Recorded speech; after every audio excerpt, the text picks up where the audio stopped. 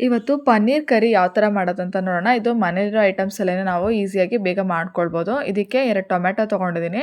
ಮಸಾಲ ಎಲ್ಲ ಇದ್ರ ಜೊತೆಗೆ ಗ್ರೈಂಡ್ ಮಾಡ್ಕೋಬೇಕು. 3/4 ಟೀ ಸ್ಪೂನಷ್ಟು ಅರಶಿನದ ಪುಡಿ, 2 ಟೀ ಸ್ಪೂನ್ ಧನಿಯಾ, 2 ಟೀ ಸ್ಪೂನ್ ಖಾರದ ಪುಡಿ, ಇದಕ್ಕೆ ಜೀರಿಗೆ ಪೌಡ್ರ್ ಹಾಕಿದ್ದೀನಿ. ಚೆನ್ನಾಗಿ ರೋಸ್ಟ್ ಮಾಡ್ಕೊಂಡು ಪೌಡ್ರ್ ಮಾಡಿರೋ ಜೀರಿಗೆ ಅದು.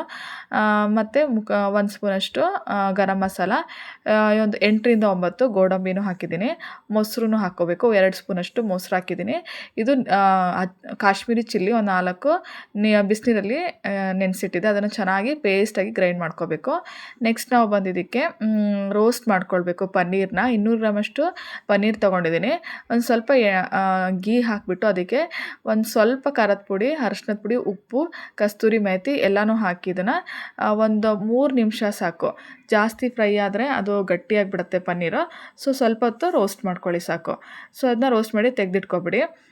ಅದೇ ಎಣ್ಣೆಗೆ ನಾವು 3 ಲವಂಗ, ಒಂದು ಚಿಕ್ಕ ಪೀಸು ಚಕ್ಕೆನೂ, 2 ಲವಂಗನೂ ಜಜ್ಜಿಬಿಟ್ಟು ರೋಸ್ನ ಎಣ್ಣೆಯಲ್ಲಿ ಸ್ವಲ್ಪ ಹೊತ್ತು ರೋಸ್ಟ್ ಮಾಡ್ಕೊಳ್ಳಿ. ಅದು ಮಸಾಲ ಸ್ಮೆಲ್ ಬಂದ ತಕ್ಷಣ ನಾವು ಈರುಳ್ಳಿನ ಒಂದು 4 ರಿಂದ 5 ಚಿಕ್ಕ ಈರುಳ್ಳಿ ತೊಗೊಂಡಿದ್ದೀನಿ. ದೊಡ್ಡದಾದರೆ 3 ತೊಗೊಳ್ಳಿ ಸಾಕು.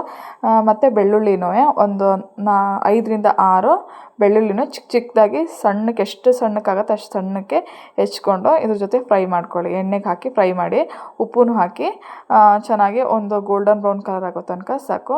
ತುಂಬ ಅತಿ ರೋಸ್ಟ್ ಆಗೋದು ಬೇಡ. ಈ ಥರ ರೋಸ್ಟ್ ಆದ ತಕ್ಷಣ ನಾವು ಪೇಸ್ಟ್ ಮಾಡಿದ್ದೀವಿ 1.5 ಗ್ಲಾಸಷ್ಟು ನೀರು ಹಾಕಿ ಕುದಿಸಿ ಒಂದು 10 ನಿಮಿಷ ಕುದ್ದ ತಕ್ಷಣ ಫ್ರೈ ಮಾಡಿರೋ ಪನ್ನೀರನ್ನ ಇದಕ್ಕೆ ಆ್ಯಡ್ ಮಾಡಿ ಅದನ್ನು ಇದ್ರ ಜೊತೆಗೆ ಸ್ವಲ್ಪ ಹೊತ್ತು ಕುಕ್ ಆಗಕ್ಕೆ ಬಿಡಿ. ಒಂದು 5 ನಿಮಿಷ ಕುಕ್ ಆಗಕ್ಕೆ ಬಿಡಿ. ಗ್ರೇವಿ ಗಟ್ಟಿ ಆದ ತಕ್ಷಣ ಗೊತ್ತಾಗತ್ತೆ ಕರಿ ರೆಡಿಯಾಗಿರುತ್ತೆ. 2 ಸ್ಪೂನಷ್ಟು ಸಕ್ಕರೆನೂ ಹಾಕಿ. ಸೊ ಇದು ಉಪ್ಪು ಹುಳಿ ನಮಗೆ ಬ್ಯಾಲೆನ್ಸ್ ಆಗಿ ಬರುತ್ತೆ. ಕ್ರೀಮೇನು ಹಾಕ್ತಿಲ್ವಲ್ಲ ಲಾಸ್ಟ್ ಅದಕ್ಕೆ. ಸೊ ಇದು ವಿಡಿಯೋ ಇಷ್ಟ ಆದರೆ ಖಂಡಿತ ಸಬ್ಸ್ಕ್ರೈಬ್ ಮಾಡಿ, ಲೈಕ್ ಮಾಡಿ, ಕಮೆಂಟ್ ಕೂಡ ಹಾಕಿ ಏನಾದರೂ ಡೌಟ್ ಇದ್ದರೆ. Thank you.